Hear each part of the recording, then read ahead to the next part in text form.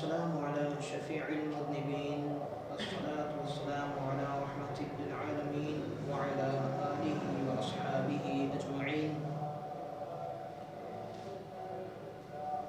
قال الله تعالى في القرآن المجيد والفرقان الحميد: إن الله يأمركم أن تؤدوا الأمانات إلى أهلها وإذا حكمتم بين الناس أن تحكموا بالعدل. قال النبي صلى الله عليه وسلم: ما من أمير يلي أمر المسلمين ثم لا يجهد لهم وينصح إلا لم يدخل معهم الجنة.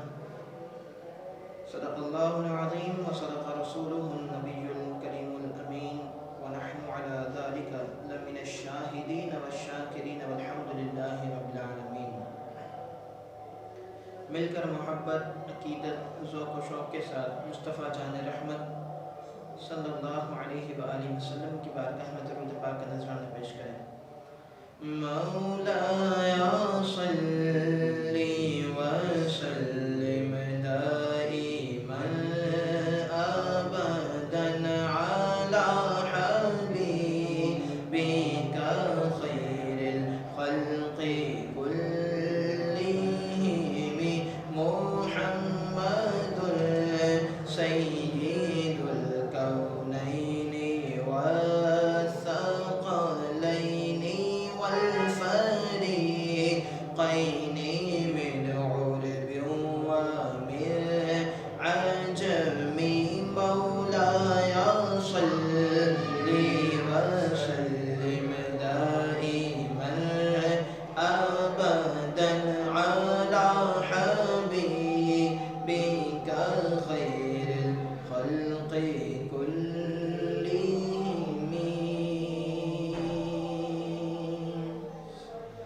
الحمدللہ، اللہ تبارک و تعالیٰ کے فضل و کرم اور مالک کے احسان سے حضور خاتم النبیین صلی اللہ تعالیٰ علیہ وآلہ وسلم کی نظر عنایت کی برکت سے آج ایک مرتبہ پھر ہم اپنے ماہانہ درس قرآن کی نشست میں حاضر ہیں. بحمدللہ کچھ مہینوں سے ہمارا یہ سلسلہ جاری و ساری ہے کہ ہر ماہ جو ہے وہ درس قرآن کا اہتمام ہر انگریزی ماہ کے دوسرے اتوار کیا جاتا ہے. اللہ تبارک و تعالیٰ کا فضل ہے، کرم ہے، اس مالک کا احسان ہے کہ جو وقت کئی لوگوں کا جو ہے وہ لہو و لعب میں فضول کاموں میں صرف ہوتا ہے، اللہ تعالیٰ کا احسان ہے، کرم ہے کہ اس مالک کے فضل سے ہمارا یہ وقت اس کے نیک بندوں کا ذکر کرتے درس قرآن سنتے گزرتا ہے. دعا ہے اللہ کریم ہم سب کو قرآن مجید فرقان حمید کا عامل بنائیں اور شریعت مطہرہ کے دیے ہوئے اصولوں کے مطابق ہمیں زندگی گزارنے کی سعادت اور توفیق عطا فرمائے. مختلف موضوعات الحمدللہ ہم اپنے ماہانہ درس قرآن میں منتخب کرتے ہیں اور ان موضوعات کو منتخب کرنے کا مقصد یہ ہوتا ہے کہ ان مختلف موضوعات سے متعلق قرآن و حدیث سے ہم رہنمائی حاصل کریں اور قرآن و حدیث سے رہنمائی حاصل کرنے کے بعد اپنی زندگی جو ہے وہ شریعت مطہرہ کے مطابق گزاریں. جیسا کہ پہلے بھی دروس میں ایک بات میں نے عرض کی تھی، وہ یہ کہ دوستوں کہ جب تک ہم دین سیکھیں گے نہیں نا، اس پر ہمارے لیے عمل کرنا آسان نہیں ہوگا. دین سیکھیں گے تبھی دین کے مطابق عمل کر سکیں گے. آج کل لوگ، بلکہ میں یہ کہوں تو غلط نہ ہوگا، ایک بہت بڑی تعداد لوگوں کی اس غلط فہمی میں مبتلا ہے کہ بغیر دین سیکھے دین پر عمل کیا جا سکتا ہے. میں آپ کو ایک چھوٹی سی مثال دیتا ہوں کہ اگر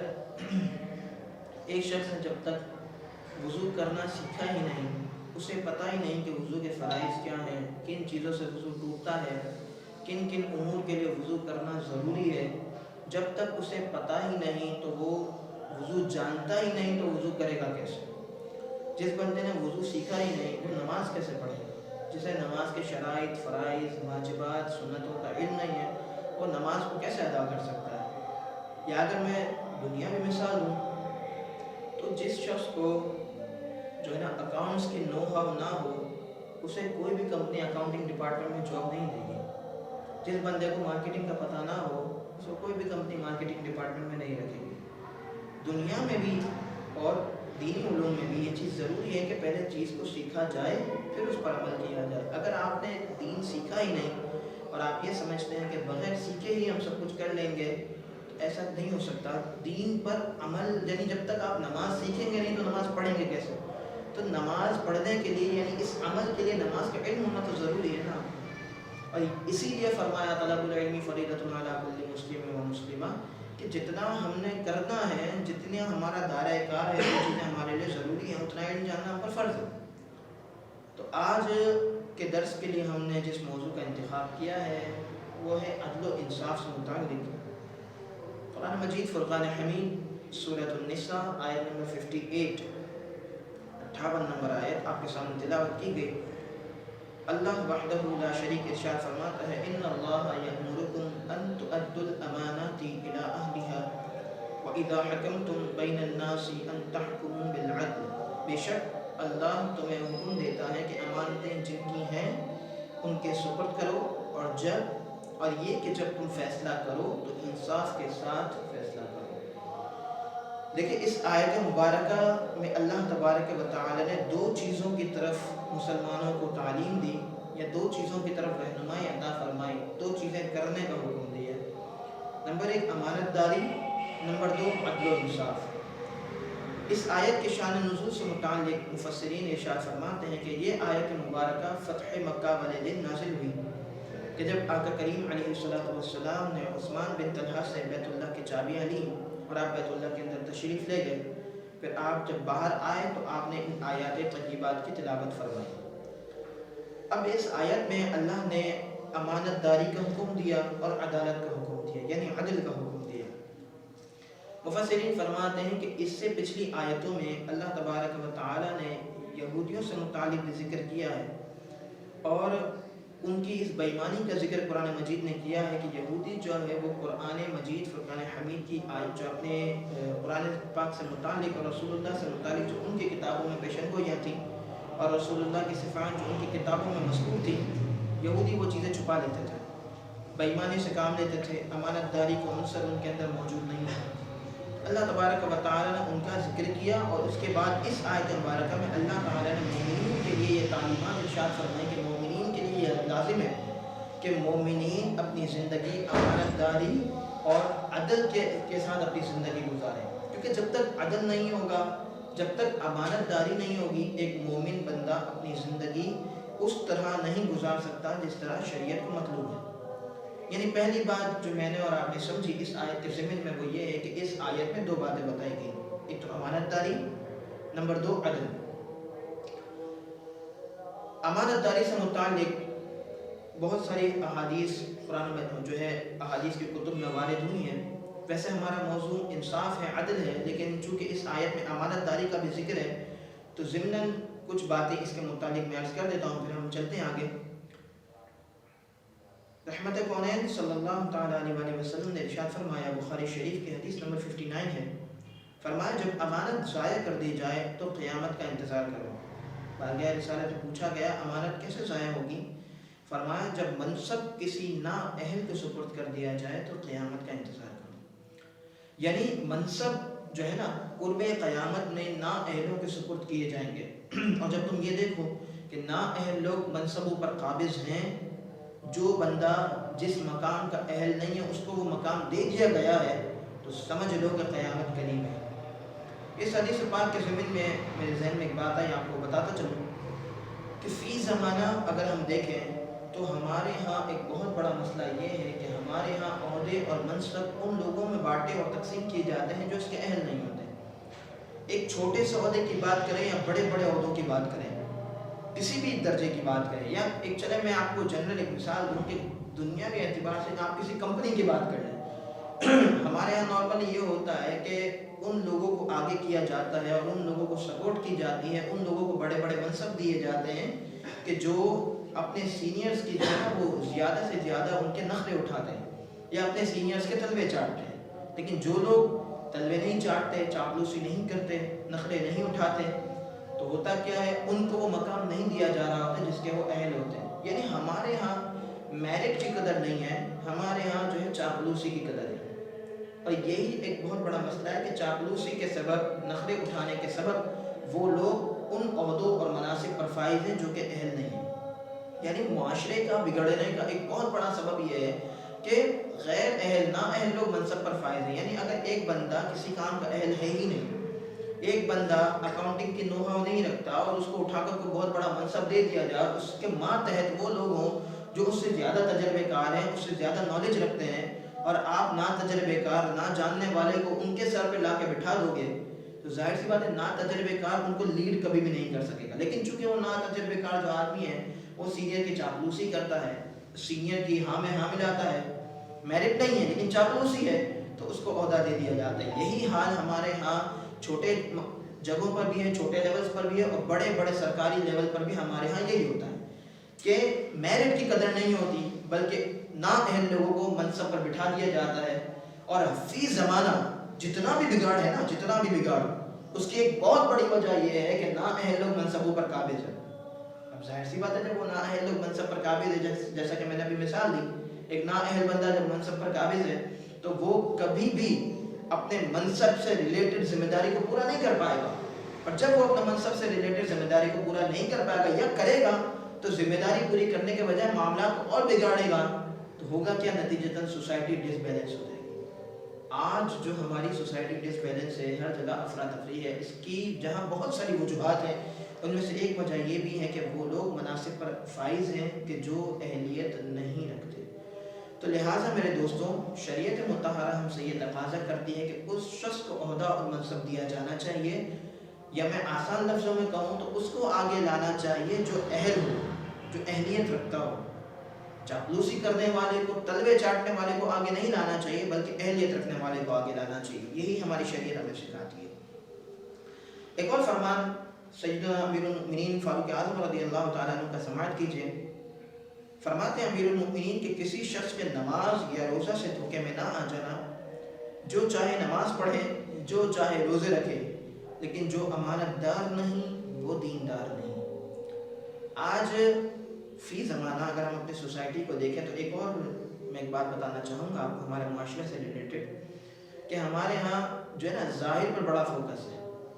ایک بندہ جو ہے نا اس بات پر تو فوکس کر رہا ہے، اگر وہ دین پر عمل پیرا ہونے کی کوشش کرتا ہے یا دیندار دکھنے کی کوشش کرتا ہے تو اس پر تو عمل پیرا چلے ہو جاتا ہے کہ اپنا ظاہری وضاحت دینداروں والی بنا لیتا ہے، باشرہ ہو جاتا ہے، داڑھی رکھ لیتا ہے، اپنی وضاحت ویسی بنا لیتا ہے، نمازوں کا عادی ہو جائے، روزوں کا عادی ہو جائے۔ لیکن آپ سوچیں ذرا کہ ایک بندہ جس کی ظاہری وضاحت دینداروں والی ہو، نمازیں پڑھتا ہو، روزے رکھتا ہو، لیکن اس کے اندر امانت داری نہ ہو، جب تجارت کرنے جائے تو 2 نمبری کرے، جب تجارت کرنے جائے تو جھوٹ بول کر سودا بیچے، جب تجارت کرنے جائے تو معاذ اللہ خیانت کرے، جب تجارت کرنے بیٹھے تو رشوت کا لین دین کرے، سودی کاروبار کرتا ہو، نوکری کے معاملات میں ناجائز کمیشن کھاتا ہو۔ یہ ہمارے یہاں عام ہو گیا ہے نا، اب تو ہمارے یہاں بہت عام ہے کہ اگر کوئی شخص جو ہے نا وہ کسی جگہ کسی بڑی کمپنی میں جاب کرتا ہے اور اس کا کوئی عہدہ ہے، اور وہ اگر کسی باہر والے شخص کو کوئی اپنی کمپنی سے ریلیٹڈ کوئی کام دینا چاہتا ہے تو فوراً ناجائز کمیشن کا مطالبہ کرتا ہے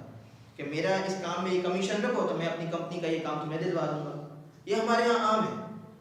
چاہے کوئی بھی فیلڈ ہو میرے دوستوں، کوئی بھی فیلڈ۔ میں کسی فیلڈ کو پوائنٹ آؤٹ نہیں کرتا، ورنہ شاید کوئی یہ سوچے گا کہ اس فیلڈ میں کیوں آپ ٹارگٹ کر رہے ہیں، تو میں کسی فیلڈ کو پوائنٹ آؤٹ نہیں کرتا میرے دوستوں۔ آپ سب ماشاءاللہ عقل مند ہیں، ذی شعور ہیں، سمجھدار ہیں، اسی معاشرے میں رہتے ہیں۔ آپ کو پتہ ہے کہ ہمارے یہاں کاموں کے دیے جانے کا بھی جو ہے نا ایک بیس اور بنیاد یہ ہے کہ یہ بندہ مجھے چونکہ زیادہ کمیشن دلا رہا ہے تو میں اس کو یہ کام دوں گا، یہ بندہ مجھے کم کمیشن دلا رہا ہے تو اس کو میں کام نہیں دوں گا۔ اب جو بندہ حلال کام کر رہا ہے اور وہ ناجائز کمیشن دینا نہیں چاہتا تو ایسے شخص کے لیے ہماری سوسائٹی میں سروائیو کرنا مشکل ہو جاتا ہے۔ پھر ہوتا کیا ہے، نتیجتاً شیطان بھی اس کے دل میں وسوسہ ڈالتا ہے کہ نہیں تم بھی یہ کام کرو، سب یہی کر رہے ہیں، تو ہوتا کیا ہے پھر وہ بھی اسی کام میں پڑ جاتا ہے جس کام میں سب پڑے ہوئے ہوتے ہیں، اور سب کے سب ایک پورا کا پورا جمع غفیر اور پورا جھنڈ جو وہ حرام کی طرف مائل ہو جاتا ہے۔ ہمارے ہاں اکثر کاموں میں یہ سب چل رہا ہے۔ رشوت کا لین دین ہمارے ہاں عام ہے، سود کا لین دین ہمارے ہاں عام ہے، ہمارے یہاں جھوٹ بول کے سودا بیچا جاتا ہے، ہمارے ہاں چیزوں میں ملاوٹ عام ہے، سب کچھ ہمارے یہاں کیا جا رہا ہے، سب ہر طرح کی 2 نمبری ہمارے یہاں کی جا رہی ہے۔ اور پھر ہمارے یہاں ماشاءاللہ ایک بندہ ایسے بھی لوگ پائے جاتے ہیں کہ جو نمازوں کی پابندی کرتے ہیں، روزوں کی پابندی کرتے ہیں، لیکن رشوت سے، سود سے، ناجائز کمیشن سے وہ اپنی جان نہیں چھڑاتے، اور جب ان کو سمجھایا جاتا ہے تو وہ یہ کہتے ہیں کہ کیسے ہم اس کو چھوڑ دیں، اس کے بغیر ہماری فیلڈ میں چلنا ہی مشکل ہے۔ تو یہ جو ہم سوچ لیتے ہیں نا کہ اس کے بغیر فیلڈ میں چلنا ہے مشکل ہے، تو شاید ہمارا جو توکل علی اللہ ہے وہ کمزور ہو گیا ہے۔ اگر ہمارا اللہ کی ذات پر توکل مضبوط ہوتا، اللہ کی ذات پر ہمارا بھروسہ کامل ہوتا، تو ہم ایسی باتیں نہ کرتے۔ کیونکہ جس بندے کا اللہ کی ذات پر توکل کامل ہوگا وہ جانتا ہے کہ روزی دینے والی ذات اللہ کی ہے۔ میں رشوت کا لین دین کروں یا نہ کروں، میں سودی کاروبار کروں یا نہ کروں، میں سودی قرضے لوں یا نہ لوں، میں ناجائز کمیشن دوں یا نہ دوں، بہر صورت میری روزی دینے والی ذات اللہ تبارک و تعالیٰ کی ہے۔ لیکن ہمارے ہاں ان چیزوں پر فوکس نہیں ہوتا، ہمارے ہاں فوکس اس چیز پر ہوتا ہے کہ بس مال آنا چاہیے، کہیں سے بھی آئے، صحیح طریقے سے آئے کہ 2 نمبر طریقے سے آئے، بس مال آنا چاہیے۔ تو امیر المؤمنین سیدنا فاروق اعظم فرماتے ہیں کہ نمازیں پڑھ رہا ہے بندہ، روزے رکھ رہا ہے، لیکن اگر امانت داری نہیں تو دینداری بھی نہیں، یعنی جو امانت دار نہیں، اس کا مطلب وہ شخص دیندار نہیں ہو سکتا۔ تو اگر ہم چاہتے ہیں کہ ہم صحیح معنوں میں دیندار بنیں تو کم سے کم اتنا کریں کہ اپنے آپ کو ان کاموں کی طرف لائیں اور اپنی عادت میں وہ چیزیں شامل کریں جو کہ امانت داری سے متعلق ہوں، امانت داری کو اپنا شیوا، اپنا اوڑھنا بچھونا بنائیں۔ اب چل رہے ہیں ہم اپنی آیت مبارکہ کے اگلے حصے کی طرف، جو کہ اصل ہمارا مدعا ہے اور جس کے متعلق آج ہم نے گفتگو کرنی ہے۔ یہ ضمن چونکہ امانت داری کا ذکر آیا تو میں نے کچھ باتیں کر دی۔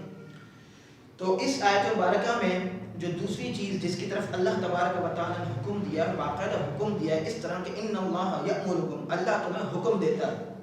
کس چیز کا اللہ تعالیٰ تمہیں حکم دیتا ہے؟ فرمایا ان اللہ یأمرکم ان تؤدوا الامانات الی اہلها وَإِذَا حَكَمْتُمْ بَيْنَ النَّاسِ أَن تَحْكُمُوا بِالْعَدْلِ۔ اللہ تعالیٰ فرماتا ہے کہ جب تم لوگوں کے درمیان فیصلہ کرو تو عدل کے ساتھ فیصلہ کرو۔ دیکھیں میرے دوستوں،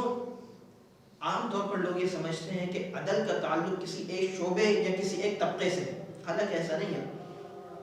عدل کا مفہوم جو ہے وہ بہت وسیع ہے۔ عدل کے اگر میں آپ کو معنی بتاؤں تو عدل کے معنی میزان اور ترازو کے بھی آتے ہیں، اور اللہ تبارک و تعالیٰ کا نام ہے المقسط، جس کا معنی بھی عادل ہے۔ یعنی عدل کو اگر میں آسان لفظوں میں آپ کو سمجھانا چاہوں تو عدل یہ ہے کہ ہر چیز کو اس کے مقام پر رکھنا عدل ہے، ہر چیز کو اس کے مقام پر رکھنا عدل ہے۔ اسی طرح جو ہے نا برابری اور مساوی کے معنی بھی آتے ہیں کہ برابری کرنا، مساوات کرنا، اور معاملات میں جو ہے نا وہ حد سے تجاوز نہ کرنا اور اعتدال کی راہ پر چلنا، یہ ساری چیزیں جو ہے نا وہ عدل کے مفہوم میں آ جاتی ہیں۔ تو گویا کہ میرے دوستوں، عدل کے معنی سے ہمیں یہ بات سمجھ میں آتی ہے کہ کسی بھی چیز میں انصاف کرنا، برابری کرنا، مساوات کرنا، یہ عدل ہے۔ تبھی اللہ تبارک و تعالیٰ کے یہ صفات نام ہے المقسط، جس کا معنی بھی عادل ہے۔ اب دیکھیے عدل کے اقسام کی طرف اگر ہم جائیں تو عدل کی ایک قسم آتی ہے عدل عقلی۔ عدل عقلی کیا ہوتا ہے کہ اگر کسی نے آپ کے ساتھ بھلائی کی، آپ اس کے ساتھ بھلائی کریں، یہ عدل عقلی ہے۔ یعنی ہمارے ہاں عام طور پر ہوتا کیا ہے کہ لوگ ان لوگوں کے ساتھ بھی بھلائی نہیں کر رہے ہوتے جن کے ساتھ بھلائی کی جانی چاہیے۔ اگر ایک بندہ کسی نے کسی مسلمان پر احسان کیا اور اس کو قرضہ دیا، تو یہ اس نے اس پر بھلائی کی ہے نا، اس کے ساتھ احسان کیا ہے کہ اسے قرضہ دیا، تو ہوتا کیا ہے کہ ہونا یہ چاہیے کہ جس نے قرضہ لیا ہے، مجبوری میں قرضہ لیا ہے، جس نے قرضہ دیا اس نے احسان کیا ہے، تو جب وقت نکل گیا، آپ کا مطلب پورا ہو گیا، آپ کو اللہ نے وسعت دے دیا، آپ اس کا قرضہ اتار دیں۔ ہونا یہ چاہیے، یہی عدل کا تقاضا ہے جو میں نے عدل عقلی آپ کو بتایا کہ عدل کی ایک قسم ہے۔ عدل کا تقاضا یہی ہے کہ آپ اس کے ساتھ بھلائی کریں جس نے آپ کے ساتھ بھلائی کی ہے۔ ایک شخص نے قرضہ دے کر بھلائی کی ہے اور ہمارے یہاں ہوتا کیا ہے، اس کا وہ مال کھا لیا جاتا ہے۔ وسعت ہونے کے باوجود قرضہ ادا نہیں کیا جا رہا ہوتا، ہر سال حج کیا جا رہا ہے، عمرہ کیا جا رہا ہے، لگژری لائف انجوائے کی جا رہی ہے، لیکن جب ضرورت پڑنے پر آپ نے جس سے قرضہ لیا تھا اس بیچارے کو اس کا مال ادا نہیں کر رہے، اور چند روپیوں کے لیے اور دنیا کی جو ہے نا وہ ایک سمجھے حقیر دولت کے لیے کسی بندے کو بلا وجہ دھکے کھلائے جاتے ہیں، پریشان کیا جاتا ہے، اور پھر ہم باتیں کرتے ہیں کہ ہم تو ایک دیندار لوگ ہیں، ہم تو مسلمان ہیں، ہم تو باشرہ ہیں، 5 وقت کی نمازیں پڑھتے ہیں۔ تو 5 وقت کی نمازیں پڑھنا، روزے رکھنا، یہ سارے اعمال اپنی جگہ، لیکن جب آپ عدل کے تقاضے پورے نہیں کر رہے، جس نے آپ کے ساتھ بھلائی کی ہے اس بیچارے کی بھلائی کا بدلہ بھلائی سے نہیں دے رہے، تو پھر آپ یہ بھول جائیں کہ آپ کی جو یہ سارے معاملات ہیں یہ آپ کو بچا لیں گے۔ حقوق العباد کا معاملہ البتہ بڑا سخت ہے، حقوق العباد کے معاملے میں آپ سے سوال کیا جائے گا، تو لہٰذا میرے دوستوں اس بات کو سمجھنے کی ضرورت ہے کہ عدل کا مطلب یہ ہے کہ ہر آپ اس بندے کے ساتھ بھلائی کریں جس نے آپ کے ساتھ بھلائی کی ہے۔ سمجھ رہے ہیں بات کو؟ اب یہ تو میں نے آپ کو ایک چھوٹی سی مثال دی نا، اگر آپ اس تعریف کو سمجھیں، اس تعریف کو ذہن میں رکھیں تو آپ خود اپنے ذہن میں کئی مثالیں اس کی بنا سکتے ہیں، کئی مثالیں اس کی بنا سکتے ہیں ہماری سوسائٹی کی، ہمارے معاشرے کی، کہ انسان کو ہر اس بندے کے ساتھ، چاہے کسی نے آپ کے ساتھ کاروبار میں بھلائی کی، چاہے کسی نے آپ کو قرضہ دے کر بھلائی کی، چاہے آپ نے کسی نے مشکل وقت میں جو ہے نا آپ کی ویسے ہی مالی معاملات کر کے بھلائی کی، اور آج اس بندے کے ساتھ مشکل وقت ہے، کیونکہ بھلائی عدل کا تقاضا، جہاں بھلائی کے بدلے بھلائی ہے نا، تو وہاں پر مفسرین نے ایک اور بات بھی لکھی ہے کہ عدل اس کو بھی کہتے ہیں کہ اگر کسی نے آپ پر سے کوئی مصیبت ٹالی ہے اور اب وہ بندہ خود مصیبت میں مبتلا ہوا ہے تو آپ اس کی مصیبت بھی ٹالیں، یعنی بھلائی کے بدلے بھلائی کرنا اور مصیبت ٹالنے کے بدلے مصیبت ٹال دینا، یہ بھی عدل ہے۔ تو میرے دوستوں، عدل کے معنی اور مفہوم سے ایک بات سمجھ میں آتی ہے کہ عدل کا معنی اور مفہوم یہ ہے کہ برابری کا سلوک کیا جائے، یعنی بھلائی کے بدلے بھلائی کی جائے۔ دیکھیں ایک اور بھی چیز ہوتی ہے، ایک تو ہوتا ہے بھلائی کے بدلے بھلائی، یہ ہو گیا عدل، جس نے جیسا کیا ویسا آپ نے اس کے ساتھ کر دیا، عدل۔ ایک ہوتا ہے احسان۔ احسان کیا ہوتا ہے کہ کسی نے آپ کے ساتھ کوئی بھلائی نہیں کی، کوئی اچھائی نہیں کی، آپ اس کے ساتھ بھلائی کر جائیں اور اس کے ساتھ جو ہے وہ حسن سلوک کر جائیں، یہ احسان ہوتا ہے۔ یعنی اگر آسان لفظوں میں آپ کو عدل اور احسان سمجھانا چاہوں تو وہ یہ ہوگا کہ جس نے آپ کے ساتھ جیسا کیا اس کے ساتھ ویسا ہی کرنا عدل ہے، اور کسی نے آپ کے ساتھ برائی بھی کی ہے تو اس کے ساتھ اچھائی کرنا احسان ہے۔ ہماری شریعت احسان کو بہت پسند کرتی ہے۔ کوئی بندہ اگر برائی کے بدلے کسی کے ساتھ بھلائی کر رہا ہے تو یہ شریعت کو بہت زیادہ پسند ہے، لیکن جو چیز ہم پر لازم کی گئی ہے نا وہ یہ ہے کہ بھلائی کے بدلے بھلائی کی جائے، جیسا کہ بیان کیا گیا قرآن مجید میں، ہل جزاء الاحسان الا الاحسان، بھلائی کا بدلہ کیا ہے کہ آپ بھلائی کریں۔ لیکن ہماری سوسائٹی میں یہ چیز جو ہے نا وہ بالکل جو ہے نا سمجھے کہ نہیں پائی جاتی۔ ہمارے ہاں جو ہے نا کسی کے ساتھ ایکسٹرا آرڈنری بھلائی تو بہت دور کی بات ہے، ماشاءاللہ ایک بہت بڑا طبقہ ہے اب بھی، میں یہ نہیں کرتا کہ بالکل بھی لوگ نہیں کرتے، ایک ماشاءاللہ بہت بڑی تعداد ان لوگوں کی ہے جو لوگوں کے ساتھ بھلائی کرتے ہیں، لیکن سارا مسئلہ یہ ہے کہ آج ہماری سوسائٹی میں اکثر لوگ عدل کے اس تقاضے کو پورا نہیں کر رہے جو ہماری شریعت ہم سے چاہتی ہے۔ شریعت ہم سے یہ چاہتی ہے جو میں نے آپ کو بھی بتایا کہ بھلائی کے بدلے بھلائی کی جائے، لیکن ہمارے یہاں یہ سب نہیں کیا جاتا۔ اب جو ہے ایک میں نے چھوٹی سی ایک مثال دی آپ کو عدل کا معنی اور مفہوم سمجھانے کے لیے۔ عدل کا واسطہ جہاں ہماری زندگی کے ہر شعبے اور ہر فیلڈ سے ہے نا، وہیں عدل کا واسطہ ان لوگوں کے ساتھ میرے اور آپ کے مقابلے میں بہت زیادہ ہے کہ جو اس منصب پر موجود ہیں، کہ ان کے سامنے لوگ آتے ہیں، ان کے سامنے لوگ پیش کیے جاتے ہیں اور انہیں لوگوں کے معاملات میں فیصلہ کرنا ہوتا ہے، جس سے میں کہوں قاضی یا جج، ٹھیک ہے، قاضی یا جج، یہ وہ لوگ ہیں کہ جن کا دن جو ہے نا دن رات ان کا معاملہ یہی ہے کہ انہیں لوگوں کے معاملات کا، لوگوں کے کیسز کا فیصلہ کرنا ہے۔ دیکھیے یاد رکھیے کہ شریعت مطہرہ نے، ہماری شریعت میں ایسے قاضی اور ایسے جج کے لیے بے شمار فضائل ہیں کہ جو عدل کے تقاضوں کو پورا کرتا ہے۔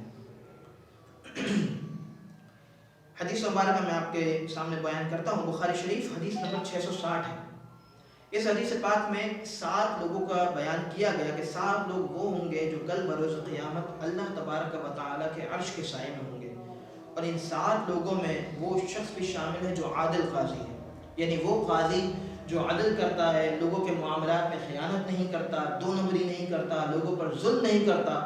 یہ وہ قاضی ہے کہ فرمایا کہ قیامت والے دن 7 لوگ ایسے ہوں گے جنہیں اللہ کے عرش کا سایہ ملے گا، اور ان میں یہ قاضی بھی شامل ہے۔ اسی طرح ایک روایت میں تو یہاں تک آیا کہ انہیں کل بروز قیامت عادل قاضیوں کو، عادل ججز کو کل بروز قیامت نور کے منبر عطا کیے جائیں گے۔ ایک اور حدیث پاک میں فرمایا گیا شعب الایمان کی، اللہ کے رسول فرماتے ہیں عدل کرنے والے حکمراں، عدل کرنے والے حکمراں کا ایک دن 60 ایئرز 60 سال کی عبادت سے افضل ہے۔ عدل کرنے والے حکمراں یعنی وہ لوگ جو اس منصب پر فائز ہیں کہ ان کے سامنے لوگ پیش کیے جاتے ہیں، لوگوں کے معاملات پیش کیے جاتے ہیں، ان کے ہاتھ میں ہوتا ہے کہ یا تو وہ دنیا طلب کرتے ہوئے ظلم کر جائیں اور جو ہے جو حقدار ہے اس کا حق کھا جائیں، یا اللہ کا خوف دل میں رکھتے ہوئے عدل کے ساتھ فیصلہ کریں۔ تو فرمایا کہ ایسا شخص جو عدل کے ساتھ فیصلہ کرتا ہے حکمراں، فرمایا اس کی زندگی کا ایک دن 60 سال کی عبادت سے افضل والا ہے۔ میرے دوستوں دیکھیے ہر شعبے میں نا، ہر شعبے میں اور ہر فیلڈ میں دنیا میں کبھی بھی 5 انگلیاں برابر نہیں ہو سکتی، یہ ایک مشہور محاورہ ہے نا جو ہم پڑھتے ہیں سنتے ہیں۔ دنیا میں ہر شعبے میں، ہر فیلڈ میں ایسے لوگ پائے جاتے ہیں کہ جو اچھے ہوتے ہیں اور ایسے لوگ بھی پائے جاتے ہیں جو برے ہوتے ہیں۔ اور یہ بات ہمیشہ یاد رکھیے کہ انبیاء اکرام علیہم السلام اور فرشتوں کے علاوہ کوئی معصوم نہیں ہے۔ الحمدللہ ہم نے اپنے یہاں شریعت کورس میں جب عقائد کا ہم پڑھ رہے تھے، عقائد کی کلاس میں اس پر ہم نے تفصیلی گفتگو کی ہے۔ جو احباب ہمارا کورس اٹینڈ کرتے ہیں، جو ہمارا 6 ماہ کا شریعت کورس جاری و ساری ہے، پیر ترجمہ ہماری کلاس ہوتی ہے 1 گھنٹہ رات کو 9:30 سے 10:30۔ تو جو احباب ہمارا یہ کورس اٹینڈ کرتے ہیں ان کو تو یہ بات بخوبی معلوم ہے، الحمدللہ ہم یہ پڑھ چکے ہیں کورس میں، کہ معصوم جو ہے وہ صرف انبیاء اکرام علیہم السلام ہیں اور فرشتے ہیں، ان کے علاوہ کوئی معصوم نہیں ہے۔ جہاں تک تعلق صحابہ اور اہل بیت کا ہے تو ان کے بارے میں ہمارا عقیدہ یہ ہے کہ اللہ تبارک و تعالیٰ اپنے کرم اور اپنی عطا سے ان کو محفوظ رکھتا ہے گناہوں سے، یعنی اللہ تعالیٰ اپنے فضل سے انہیں گناہوں سے بچا لیتا ہے، لیکن معصوم ہونے کا دعویٰ ہم ان کے لیے بھی نہیں کرتے۔ معصوم ہونے کا دعویٰ صرف انبیاء اکرام کے لیے اور فرشتوں کے لیے۔ مطلب کیا ہے معصوم ہونے کا؟ مطلب یہ ہے کہ جن سے گناہ ہو ہی نہیں سکتا، ناممکن ہے کہ جو گناہ کرتے ہیں وہ معصوم کہلاتے ہیں۔ معصوم صرف انبیاء اور فرشتے ہیں۔ تو یہ بات یاد رکھیے کہ دنیا میں کسی بھی فیلڈ کا کوئی بھی انسان ہو وہ معصوم عن الخطا نہیں ہے۔ یہ ہمارے یہاں جو لوگوں نے بنا لیا نا کہ بھائی ان لوگوں سے تو غلطی کیسے ہو سکتی ہے، ان سے غلطی کیسے ہو سکتی ہے، انہوں نے اتنا دیکھا ہے، اتنا سمجھا ہے، اتنا دنیا کو جانا، ان سے غلطی کیسے ہو سکتی ہے؟ بھائی ان سے بھی غلطی ہو سکتی ہے، یہ معصوم نہیں ہے۔ تو کسی بھی فیلڈ کا کوئی بھی بندہ معصوم نہیں ہے۔ دیکھیں کچھ لوگ تو وہ ہوتے ہیں کہ جو اچھائی کرنا چاہتے ہیں، بھلائی کرنا چاہتے ہیں، لیکن ان سے غلطی ہو جاتی ہے اور کسی کے ساتھ جو ہے معاملہ غلط ہو جاتا ہے۔ مطلب ایک بندہ جو ہے وہ کسی کے معاملہ حل کرنا چاہے لیکن اس سے غلطی ہو جائے، معاملہ حل ہونے کے بجائے بگڑ جائے، تو معاملہ حل ہونے کے بجائے بگڑ جائے لیکن چاہتا وہ سدھارنا ہو اس معاملے کو، تو یہ پاسبلٹی ہے، ایسا ہو سکتا ہے۔ جیسے فار ایگزامپل ایک بندہ جو ہے وہ کسی مشین کو ریپیئر کرتا ہے، کمپیوٹرز کو ریپیئر کرتا ہے۔ آپ نے اپنا کمپیوٹر ریپیئر کرنے کے لیے اس شخص کو بلایا، ٹھیک ہے، وہ چاہ رہا ہے کہ اس کو ریپیئر کر دے، ایماندار آدمی چاہتا ہے ریپیئر کر دے، لیکن ریپیئر کرنے جاتا ہے تو اس میں 10 چیزیں اور نکل آتی ہیں۔ اب وہ تو چاہتا تھا کہ اس کو صحیح کر دے لیکن یہ چیز اور بگڑ گئی، تو ہم یہ نہیں کہہ سکتے کہ اس بندے نے خود سے غلط کیا ہے۔ ٹھیک ہے، مسٹیک ہو گئی، غلطی ہو گئی، پاسبلٹی ہو سکتی ہے، انسان ہے، کوئی بھی انسان غلطی کر سکتا ہے، لیکن ایک تو شخص وہ ہے نا کہ جس سے غلطی ہو گئی، اور ایک بندہ وہ ہے کہ جو جان بوجھ کر 2 نمبری کر رہا ہے۔ دونوں میں بہت فرق ہے۔ دیکھیں ضروری نہیں ہے کہ ہر آدمی 100% پرفیکٹ ہے، کوئی بھی نہیں ہو سکتا سوائے انبیاء کے، ٹھیک ہے، انبیاء کے علاوہ کوئی 100% پرفیکٹ نہیں ہے۔ عام انسان ایسا ہو سکتا ہے کہ وہ بھلائی کرنا چاہے لیکن غلطی ہو جائے، غلطی کا عنصر موجود ہے انسان کے اندر، غلطیاں ہوتی ہیں۔ تو لہٰذا اس بات کو میرے دوستوں سمجھیے کہ کسی بھی فیلڈ میں ہر بندہ جو ہے نا وہ 2 نمبر نہیں ہوتا اور ہر بندہ اچھا بھی نہیں ہوتا، اور بعض اوقات ایسے بھی لوگ ہوتے ہیں جو اچھے ہوتے ہیں لیکن ان سے غلطی ہو جاتی ہے۔ تو یاد رکھیے کہ جب ہم کسی بھی فیلڈ کی غلطیوں کو پوائنٹ آؤٹ کرتے ہیں نا، اور وہاں ان سے ریلیٹڈ جب مسٹیکس کو ہم ہائی لائٹ کرتے ہیں، تو اس کا مقصد یہ نہیں ہوتا کہ اس شعبے کو یا اس طبقے کو ٹارگٹ کیا جا رہا ہے۔ ہمارے معاشرے کا سب سے بڑا مسئلہ یہ ہے، سب سے بڑا مسئلہ، بلکہ میں یہ کہوں سب سے بڑا مسئلہ تو نہیں کہنا چاہیے، ویسے تو اس سے بڑے بڑے مسئلے موجود ہیں، بلکہ یہ کہنا چاہیے کہ بڑے کیا جاتا ہے نا تو لوگ فوراً سے یہ الزام لگا دیتے ہیں کہ آپ اس فیلڈ کے خلاف ہیں، آپ نے سب کو برا کہہ دیا، آپ نے سب کی برائی کر دی۔ حالانکہ کہنے والے کی مراد سب نہیں ہوتے، کہنے والے کی مراد وہ چند لوگ ہوتے ہیں جو برائی کر رہے ہیں۔ مثلا دنیا میں بہت سارے انجینئرز موجود ہیں، ایک طبقہ ہے انجینئرز کا جو ایمانداری سے اپنا کام کرتا ہے، ایک طبقہ ہے انجینئرز کا جو لوگوں سے ناجائز کمیشن کھاتا ہے، اب ایک طبقہ ہے وہ جو ڈنڈی مارتا ہے اپنے کام میں۔ اب جب ناجائز کمیشن والوں کی یا ڈنڈی مارنے والوں کی مخالفت کریں گے تو انڈرسٹوڈ ہے کہ یا ان کا رد کریں گے تو انڈرسٹوڈ ہے کہ ان کا رد کیا جا رہا ہے، اچھے لوگوں کا رد نہیں کیا جا رہا۔ اسی طرح بہت سارے ڈاکٹرز موجود ہیں، ایسے بھی ہیں جو اپنے شعبے کے ساتھ بہت سنسیئر ہیں، مخلص ہیں، اچھے طریقے سے کام کرتے ہیں، ایسے بھی ہیں جو اپنے کمیشن کے لیے مریضوں کو دھکے کھلاتے ہیں، بلا وجہ لوگوں کے ٹیسٹ کرواتے ہیں۔ تو جہاں ہم ان کی مذمت کریں گے اس کا مطلب یہ نہیں کہ ہم شعبہ طب کے خلاف ہیں یا میڈیکل کے خلاف ہیں یا ڈاکٹرز کے خلاف ہیں، نہیں۔ تو کسی بھی فیلڈ کی کسی غلطی کو پوائنٹ آؤٹ کرنے کا ہرگز یہ مقصد نہیں ہوتا کہ وہ فیلڈ ہی غلط ہے۔ تو لہٰذا میرے دوستوں، چاہے کوئی بھی بندہ ہو، کوئی بھی انسان ہو، ہر بندے کو اپنی یہ غلطی دور کرنی چاہیے، چاہے کسی کی عمر کتنی بھی ہو۔ ہمارے ہاں لوگ جو ہے نا سمجھتے ہیں کہ اگر میری عمر بڑی ہو گئی، میری وائٹ داڑھی آ گئی تو کوئی میری اصلاح نہیں کر سکتا، ایسا کچھ بھی نہیں ہے۔ ایک بہت بڑی تعداد لوگوں کی اب بھی ایسی موجود ہے کہ جب کسی فیلڈ سے ریلیٹڈ کچھ لوگوں کی بات کی جاتی ہے یا کچھ غلطیوں کو ہائی لائٹ کیا جاتا ہے تو وہ فوراً سے یہ کہتے ہیں کہ یار آپ تو پوری فیلڈ کے خلاف ہیں، آپ کو تو یہ لوگ اچھے ہی نہیں لگتے، آپ تو ان کی ہر بات میں نکالتے ہو۔ تو چند غلطیوں کو یا چند لوگوں کی غلطیوں کو پوائنٹ آؤٹ کرنے کا ہرگز یہ مقصد نہیں ہوتا کہ اس فیلڈ کی مذمت کی جا رہی ہے یا فیلڈ سے ریلیٹڈ سارے لوگوں کی مذمت کی جا رہی ہے۔ یہ ساری باتیں جو ابھی میں نے آپ کو کہیں یہ سب تمہید کے طور پر تھی۔ اصل چیز کیا ہے؟ اصل چیز کی طرف میرے دوستو آ جائیں۔ اصل چیز یہ ہے کہ ہمارے ہاں انصاف کرنے والا جو شعبہ ہے نا، اور ہمارے ہاں وہ جو لوگ ہیں جن کے ہاتھ میں یہ سب کچھ پاورز ہیں، وہ سب ان میں ایک بہت بڑی تعداد ان لوگوں کی ہے جو عدل و انصاف سے چلتے ہوں گے، ٹھیک ہے، لیکن انہی میں ایسے لوگ بھی موجود ہوتے ہیں جو 2 نمبری کر جاتے ہیں۔ تو میرے دوستوں، اگر کوئی قاضی 2 نمبری کرتا ہے تو وہ ان ساری وعیدوں کا مستحق ہے جو ابھی ہم آپ کے سامنے بیان کریں گے، اور کوئی قاضی یا جج جو انصاف کا دامن ہاتھ میں تھامے رکھتا ہے، جو شریعت کے مطابق فیصلے کرتا ہے، جس کے نزدیک جو ہے نا وہ قرآن و حدیث ویلیو رکھتے ہیں، جس کے نزدیک انصاف عدل ویلیو رکھتا ہے، تو ایسا شخص ان تمام فضائل کا حامل ہوگا جو اللہ کے رسول علیہ السلام نے بیان فرمائی ہے۔ میں آپ کے سامنے ایک حدیث مبارکہ پڑھتا ہوں۔ اللہ کے پیارے رسول صلی اللہ تعالیٰ علیہ وسلم نے ارشاد فرمایا، جس شخص کو مسلمانوں کے کسی معاملے میں حاکم بنایا جائے اور وہ ان کے ساتھ خیر خواہی اور بھلائی کے لیے جد و جہد نہ کرے، کسی بھی شخص کو، یہاں مطلق بات ہو رہی ہے، یا کسی خاص فیلڈ کی بات نہیں ہو رہی ہے، کسی خاص شعبے کی بات نہیں ہو رہی، تو بیان کیا گیا کہ جو شخص کسی مسلمانوں کے کسی معاملے میں حاکم بنایا جائے اور پھر وہ ان کے ساتھ خیر خواہی اور بھلائی کے لیے جد و جہد نہ کرے، بھلائی نہ کرے، لوگوں کے ساتھ خیر خواہی نہ کرے، فرمایا اللہ کے رسول علیہ السلام نے بھلائی اور جد و جہد، بھلائی کی جد و جہد نہ کرے تو وہ ان کے ساتھ جنت میں داخل نہیں ہوگا۔ آج لوگوں کی جو ہے نا خواہش ہوتی ہے، مجھے بڑا منصب مل جائے، بڑا عہدہ مل جائے، مجھے یہ مل جائے، مجھے وہ مل جائے، یہ پاور مل جائے، یہ کرسی مل جائے۔ پاور چاہیے، کرسی چاہیے، عہدہ چاہیے، منصب چاہیے۔ کیوں چاہیے؟ بھائی عہدہ ہے تو پاور ہے، عہدہ ہے تو لوگ آگے پیچھے گھوم رہے ہیں، عہدہ ہے تو میرے ہاتھ میں قلم ہے، میں جو لکھ دوں وہ ہو جائے گا، میں جو کہہ دوں ایسا ہو جائے گا، میرے ماتحت ایک اسٹاف ہوگا، میرے آس پاس پروٹوکول ہوگا، میرے آس پاس جو ہے نا وہ سیکیورٹی ہوگی، دنیا بھی طاقت ہوگی، میں اپنی اولادوں کے لیے مال جمع کر لوں گا، نسلوں کے لیے مال بنا لوں گا۔ کرتا کیا ہے وہ انسان؟ اپنے عہدے اور پاور کے لیے وہ لوگوں کا حاکم بن جاتا ہے، یا ایک بڑا عہدہ سنبھال لیتا ہے، اس کے ہاتھ میں جو ہے نا وہ عدل کا وہ پین آ جاتا ہے، قلم آ جاتا ہے اس کے ہاتھ میں، پھر وہ سمجھتا ہے کہ اب میرے آس پاس پروٹوکول ہے، میرے آس پاس پاور ہے، میرے ہاتھ میں پاور ہے، میں جو کہوں گا وہ ہوگا، کوئی میرے الفاظ پر تعان نہیں کر سکتا، کوئی میرے الفاظ پر انگلی نہیں اٹھا سکتا، میرا سرکل اتنا بڑا، میرا پاور اتنا زیادہ۔ اپنی اولادوں کے لیے مال جمع کرتے ہیں، اپنی نسلوں کے لیے اتنا مال جمع کرتے ہیں کہ 7 پشتیں بیٹھ کر کھائیں گی، وہ تو بیٹھ کر کھائیں گی، قبر میں حساب تم نے دینا پڑے گا۔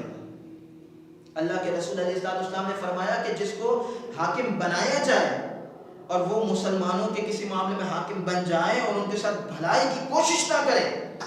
دیکھیں بھلائی کی کوشش فرمایا گیا، محدث نے یہاں پر بہت پیاری بات ارشاد فرمائی ہے کہ وہ کوشش کرے اور نہ ہو پائے الگ بات ہے، لیکن وہ بھلائی کی کوشش بھی نہ کرے، جد و جہد ہی نہ کرے کہ ان کے ساتھ بھلائی کرے، تو ایسا شخص جنت میں داخل نہیں ہو سکے گا لوگوں کے ساتھ۔ ہمارے ہاں یہی ہوتا ہے نا، عہدہ مل گیا، پاور مل گیا، بس اب مال بناؤ، اپنے جو ہے نا قریبی لوگ، اپنے رشتہ دار، اپنی اولاد، اپنے بھائی بہنوں کے بیٹے، اپنے خاندان والے، ان کو نوازو، ان کو پوزیشن دو، ان کو پاور دو، اپنے منصب کا ناجائز فائدہ اٹھاؤ۔ بیچاری سادہ لو عوام، سیدھی سادہ عوام جو ہے نا وہ اپنا حق لینا چاہتی ہے، اس سادہ عوام کو اپنے جائز حق کے لیے بھی ناجائز دھکے کھلائے جاتے ہیں، ان اداروں کی جانب سے کھلائے جاتے ہیں جن کے بار قرآن پاک کی یہی والی آیت لکھی ہوتی ہے، وَإِذَا حَكَمْتُم بَيْنَ النَّاسِ أَن تَحْكُمُوا بِالْعَدْلِ۔ انہی اداروں میں عام عوام الناس کو دھکے کھلائے جاتے ہیں، عوام الناس کا کام نہیں کیا جاتا، وہ لوگ یہ کرتے ہیں، وہ لوگ عوام کو دھکے کھلاتے ہیں جو آج سرکاری افسر بن کے قوم پر مسلط ہیں، قوم پر مسلط ہے، ان کو پتا ہے کہ آج ہمارے پاس کرسی ہے، پاور ہوتا ہے، ہمارا یہ عام عوام کیا بگاڑ لے گی، ٹھیک ہے، عام عوام آپ کا کچھ نہیں بگاڑ سکتے، عام عوام کے پاس بیچارے کے بعد ہے کیا، عام عوام کو تو پینے کا پانی جو ان کا جائز حق ہے وہ بھی خریدنا پڑ رہا ہے، عام عوام کو تو جو استعمال کی گیس جو ان کا جائز حق ہے ان کا ملنا چاہیے وہ بھی ان کو پیسوں سے اب تو خریدنی پڑ رہی ہے، عام عوام تو اپنی بیسک نیڈز کو ترس رہی ہے، عام عوام کا کیا ہے، عام آدمی اپنی زندگی گزارے گا، 50 سال 60 سال مر کر چلے جائے گا، لیکن آج جو تم اپنی کرسی پر بیٹھ کے پبلک پر فرعون بنے ہوئے ہو، اس کا جواب کون دے گا؟ آج جو اپنے عہدے پر بیٹھ کے تم لوگوں کو دھکے کھلا رہے ہو، اس کا جواب کون دے گا؟ ہمارے یہاں یہی کیا جاتا ہے، کسی بھی ڈپارٹمنٹ میں، کسی بھی شعبے میں چلے جائیں، پبلک کے ساتھ انتہائی ظلم ہو رہا ہے، پبلک کو ان کے بیسک نیڈز نہیں دیے جا رہے دوستوں، بیسک نیڈز۔ میں ایک جنرل آپ کے سامنے بات کرتا ہوں، شہر کراچی کی مثال لے لیجیے۔ پاکستان کا ایک بہت بڑا شہر، اکثریت جو ہے نا پاکستان کی اکانومی اس شہر کی وجہ سے چلتی ہے، پاکستان کو سب سے زیادہ ٹیکس دینے والا شہر ہے، لیکن حال کیا ہے؟ سڑکیں ٹوٹی ہوئی ہیں، سگنلز بند ہیں، اسٹریٹ لائٹس کا پتہ نہیں ہے، پبلک کو جو ہے نا وہ روزگار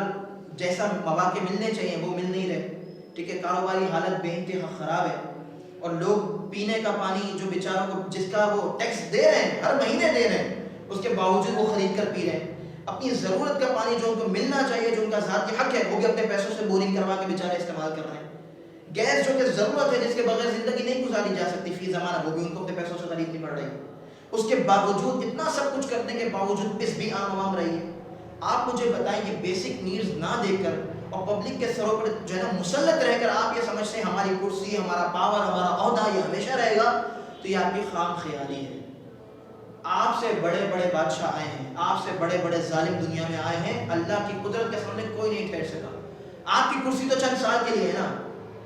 یا اگر آپ کوئی بہت بڑے کوئی سیاستدان ہے تو 5 سال تک آپ کی کرسی ہے، آپ کی حکومت ختم، آپ کی کرسی ختم، پھر آپ کی دوبارہ جدوجہد جو ہے شروع ہو جائے گی، پبلک کے لیے نہیں، کرسی کے لیے۔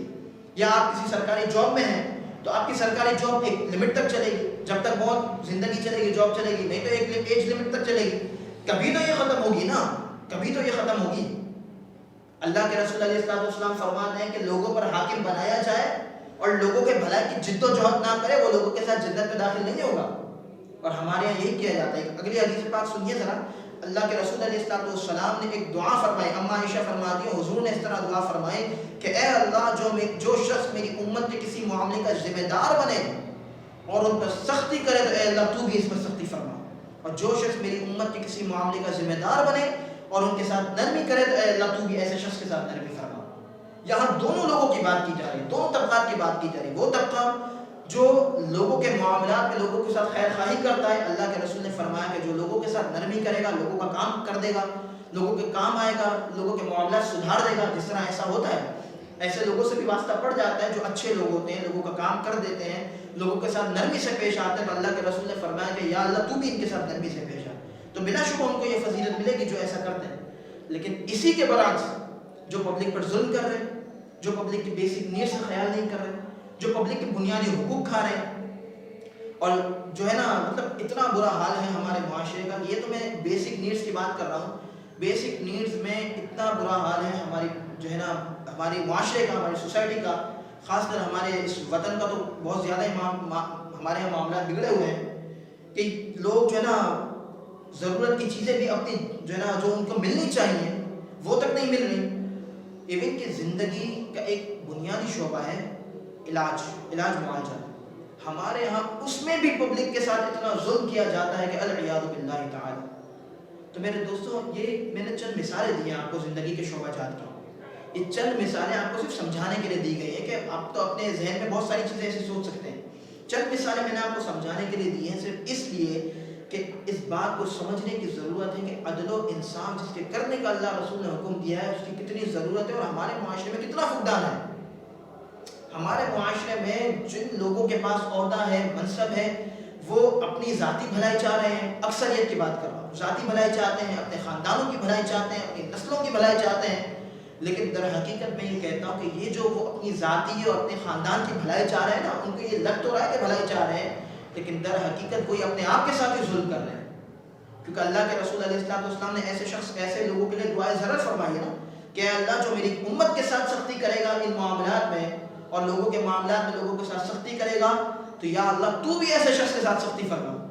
جس شخص کے لیے اللہ کے رسول کی یہ دعائے ضرر موجود ہو کہ اللہ کے رسول فرمائے کہ یا اللہ تو اس کے ساتھ سختی فرما، ذرا سوچئے تو صحیح مرنے کے بعد ہوگا کیا ان کا، کس منہ سے اللہ کی بارگاہ میں کھڑے ہوں گے؟ اللہ کی بارگاہ میں تو کوئی پاور، کوئی عہدہ، کوئی منصب، کوئی مال نہیں چلے گا، وہ بارگاہ ایسی ہوگی جہاں پر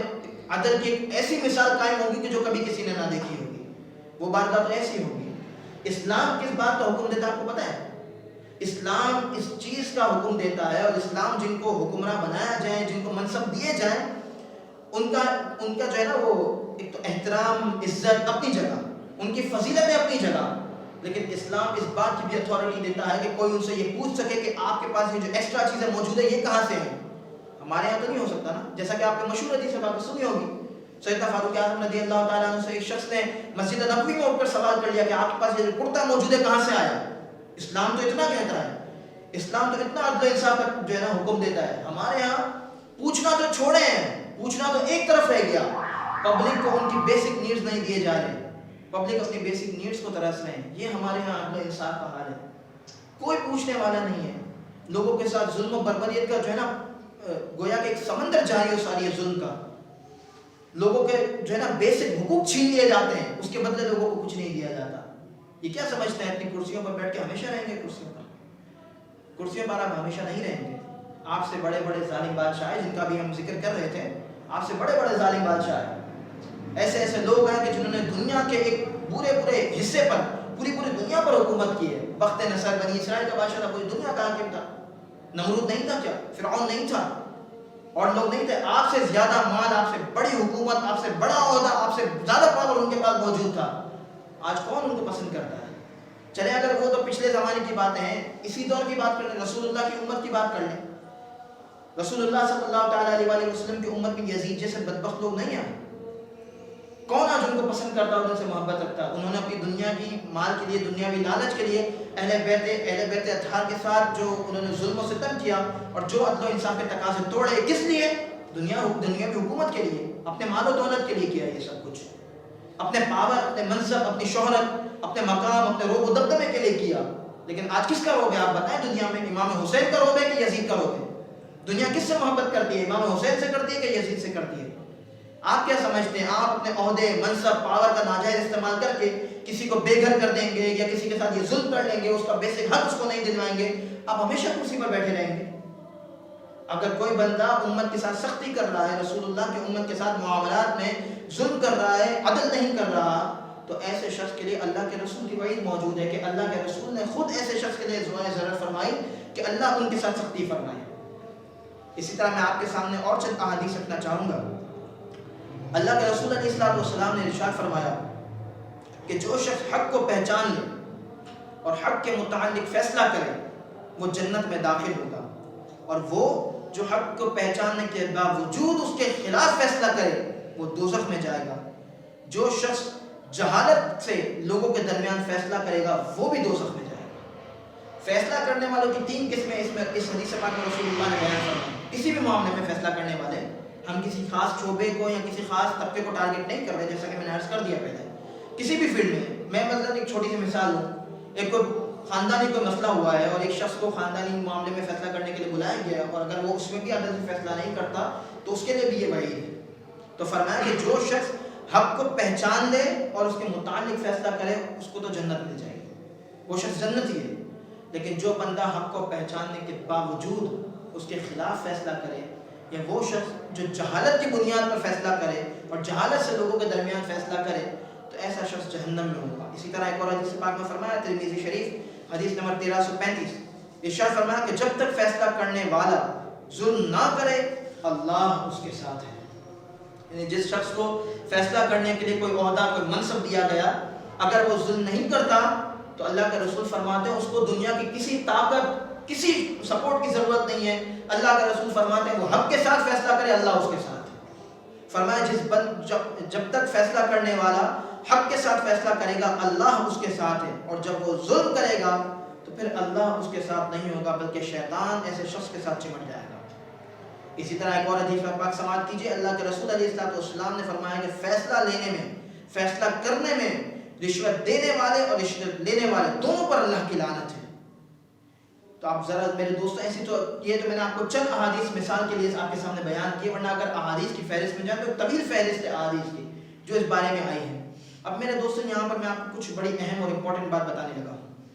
دیکھیں یہاں پر مطلقاً فیصلہ لینے والوں کا ذکر کیا گیا, توجہ دیجیے گا, مطلقاً فیصلہ لینے والوں کا ذکر کیا, کسی عام کسی جو ہے نا وہ خاص شعبے کی بات نہیں ہے, کسی خاص طبقے کی بات نہیں ہے. جیسا کہ میں 2 مرتبہ پہلے ریپیٹ کر چکا ہوں, تیسری بار یہ بات دہرا رہا ہوں کہ کسی خاص شعبے کی بات نہیں ہے بلکہ مطلقاً فیصلہ لینے والوں کا ذکر کیا گیا. ہمارے ہاں جنرلی ایسا ہوتا ہے کہ کسی بھی معاملے میں کسی سے کوئی فیصلہ دلوانا ہوتا ہے نا اپنے مطلب کا, تو رشوت کا لین دین کیا جاتا ہے. رشوت ضروری نہیں ہے کہ کسی جو ہے نا وہ باقاعدہ ظاہری طور پر ہی دی جائے. بسا اوقات رشوت کی صورت میں کوئی سپورٹ دے دی جاتی ہے, بسا اوقات رشوت کی صورت میں کوئی فیور دے دیا جاتا ہے, بسا اوقات رشوت کی صورت میں کوئی گفٹ دے دیا جاتا ہے, کوئی ٹرپ دے دیا جاتا ہے. ٹھیک ہے, اس طرح ہمارے معاشرے میں عام ہے, یہ سب کچھ ہوتا ہے. یعنی وہ سمجھے کہ وہ رشوت کا حلیہ یا اس کا گیٹ اپ بدلنے کی کوشش کرتے ہیں. جیسا کہ میں نے پہلے مثال دی تھی کہ شراب کی بوتل پہ دودھ کا لیبل لگانے کی کوشش کی جاتی ہے, لیکن شراب تو شراب رہے گی. آپ چاہے اس کو شراب کی بوتل میں رکھیں یا دودھ کی بوتل میں رکھیں, شراب تو حرام ہے. تو رشوت کسی بھی فارم میں دی جائے وہ حرام ہے. رشوت بونس بول کے دی جائے, رشوت کمیشن بول کے دی جائے, رشوت فیور بول کے دی جائے, رشوت جو ہے نا اینول ٹرپ بول کر دی جائے, کسی بھی فیلڈ میں جو ہے, کسی بھی شعبے میں یا کسی بھی ذریعے سے رشوت دی جائے, رشوت رشوت ہے. اسی طرح سود کی بھی شکلیں لوگ بدلنے کی کوشش کرتے ہیں. تو چاہے ایک کمپنی لیول پر ہو یا کسی خاندانی لیول پر ہو یا حکومتی لیول پر ہو, اگر رشوت کے ساتھ فیصلوں کا لین دین فیصلے کیے جا رہے ہیں رشوت کے لین دین کے ساتھ, اللہ کے رسول نے فرمایا ایسے شخص پر اللہ کی لعنت ہے. اسی طرح کسی بھی معاملے میں فیصلہ کرنے والا جب حق کو جان کر حق کے مطابق فیصلہ کر رہا ہے تو اللہ تبارک و تعالی اس کے ساتھ ہے. میرے دوستوں, میں آپ کو یہاں پر ایک عام بندے کی اور ایک بڑی سطح کی دونوں باتیں بتانا چاہوں گا, دونوں مثالیں دینا چاہوں گا. آپ ذرا یہ سوچیے نا کہ میں اور آپ, ہم اب عام لوگ اپنی بات کرتے ہیں پہلے, میں اور آپ عام لوگ اپنے معاملے میں کتنا عدل سے کام لے رہے ہیں. عام شخص جس کی یہ ذمہ داری ہے کہ جس کے اوپر یہ لازم کیا گیا ہے کہ جہاں وہ نوکری کر رہا ہے تو جس کے لیے نوکری کر رہا ہے عدل و انصاف کے ساتھ, امانت داری کے ساتھ اس کے لیے کام کرے. لیکن ہمارے یہاں کیا ہوتا ہے, اپنے کام کے دوران جو ہے نا, جو جس جاب کے لیے اس کو رکھا گیا ہے, جس کام کے لیے اس کو رکھا گیا ہے, اپنے کام کو امانت داری, دیانت داری, عدل کے ساتھ کرنے کے بجائے, کیونکہ ہم یہ پڑھ چکے ہیں کہ عدل کا معاملہ, عدل کا مطلب یہ ہے کہ چیز کو اس جگہ رکھنا جہاں اس کا حق ہے, برابری کرنا. ٹھیک ہے نا, تو ہم یہ پڑھ چکے ہیں. اگر کوئی بندہ اپنے معاملات کو بالکل ویسا رکھتا ہے جیسا کہ اسے جس چیز کے لیے اس کو اپوائنٹ کیا گیا ہے, جس چیز کی اس کو تنخواہ دی جا رہی ہے یا جس جاب کے لیے اس کو رکھا گیا ہے, ایمانداری کے ساتھ کر رہا ہے, تب تو ٹھیک ہے. لیکن آپ خود ماشاءاللہ عزیز شعور ہیں, اسی سوسائٹی میں رہتے ہیں, جنگلات میں نہیں رہتے. آپ کو سب کو پتہ ہے کہ ہمارے یہاں نوکری کرنے والا جو طبقہ ہے, میں تو ویسے سب کی بات کروں گا, صرف ایک مثال دے رہا ہوں عام بندے کی, ویسے سب کی بات کروں گا کہ ہمارے یہاں جو طبقہ ہے نا, عام آدمی جو نوکری کرتا ہے, اپنی زندگی کا گزر بسر اس سے کر رہا ہے, وہ اپنی نوکری کے معاملات میں کتنی دو نمبری کرتا ہے. یعنی ایک شخص میرے جیسا عام آدمی وہ اپنی ذمہ داری کو پورا نہیں کر رہا, اپنی ذمہ داری پورا کرتے ہیں, اس کو پیسے پورے چاہیے لیکن اپنا کام پورا نہیں کر رہا. اس کو پیسے پورے چاہیے, جو ٹائم ڈیوریشن ڈیسائیڈ ہوا ہے وہ پورا نہیں دے رہا. اس کو پیسے پورے چاہیے لیکن جو تقاضا اس سے اس کو نوکری پہ رکھنے والا شخص یا کمپنی جو تقاضا کرتی ہے اس کو پورا نہیں کرتا, اور اسی دوران کو دو نمبری کرتا ہے یا ناجائز کمیشن کھا کے نقصان پہنچاتا ہے. تو آپ ذرا سوچئے کہ ہمارے یہاں جو یہ سب کیا جا رہا ہے کہ یہ عدل کے تقاضوں کے عین مطابق ہے؟ بالکل بھی نہیں. یعنی ایک عام انسان کی میں بات کروں یا بڑے لیول کی بات کروں, ہمارے یہاں سب سے بڑا مسئلہ پتہ ہے کیا ہے کہ زید خود بھی چوری کر رہا ہے, زید کا تعلق خالد سے وہ بھی چوری کر رہا ہے, خالد کا تعلق شاہد سے وہ بھی چوری کر رہا ہے, سب چوری کر رہے ہیں, ہر بندہ چوری کر رہا ہے. شریف وہ ہے جس کو موقع نہیں ملا. اکثریت کی بات ہو رہی ہے. جب میں سب کی بات کروں اٹ مینس کہ میں اکثریت کی بات کر رہا ہوں, ورنہ میں پہلے کہہ چکا ہوں 5 انگلیاں برابر نہیں ہیں. تو زید بھی چوری کر رہا ہے, خالد بھی چوری کر رہا ہے, شاہد بھی چوری کر رہا ہے, سب چوری کر رہے ہیں. لیکن زید الزام ڈال رہا ہے خالد پر, خالد الزام ڈال رہا ہے شاہد پر, شاہد الزام ڈال رہا ہے زید پر. کوئی اپنی غلطی ماننے کو تیار نہیں. پبلک بھی غلطیاں کر رہی ہے اور جو انتظامیہ ہے وہ بھی غلطیاں کر رہی ہے. ٹھیک ہے, انتظامیہ کیا کرتی ہے,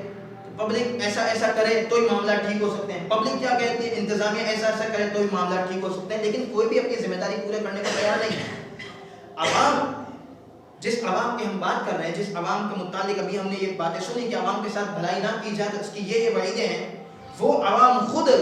دوسرے کے ساتھ کتنی بھلائی کر رہی ہے. یعنی ایک شخص کو 100 روپے کی بھی کرپشن کا موقع مل جائے میرے دوستوں تو وہ نہیں چھوڑ رہا. تو اسی شخص کو جب 100 ارب کی کرپشن کا موقع ملے گا تو نہیں, کیا وہ چھوڑ دے گا؟ جو بندہ